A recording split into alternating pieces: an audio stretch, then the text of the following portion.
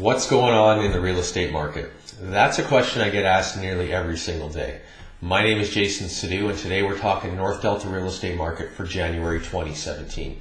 And here's what we know. Going back to September, we've seen the inventory steadily declining month over month over month, right into January. Going back to September, we've seen 218 homes on the market.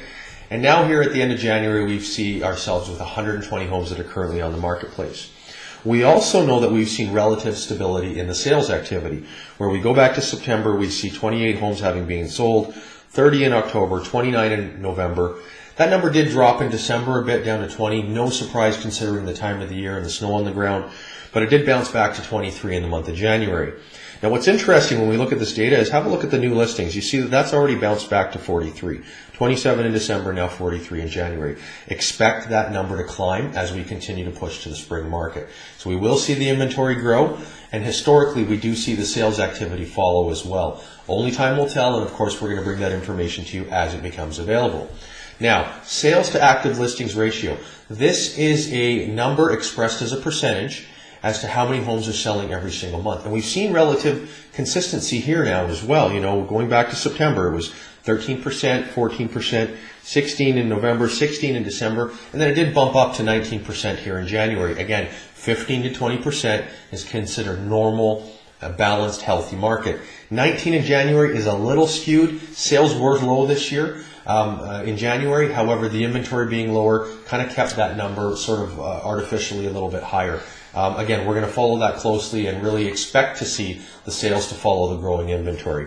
Now, benchmark price, and that's really the one that the folks that we talk to are kind of the most concerned about. What's happening with the value of our homes? Again, we know that values have shifted going back to June, down about 8.5%, where they found stability in the month of September going into October. Again, we've got 90 days of data now. November, we've seen this number at 832, December at 833, and now here in January, it dropped by 0.6% down to 828,200, still up about 14.8% over last year, where it was 721,600. So again, 90 days of data showing that stability. So, what does all of this mean for you as a homeowner? And so, again, when we look at this data, we can say, okay, 90 days back, we've seen relative consistency as it relates to our benchmark price. We've also seen relative consistency as it relates to the sales activity.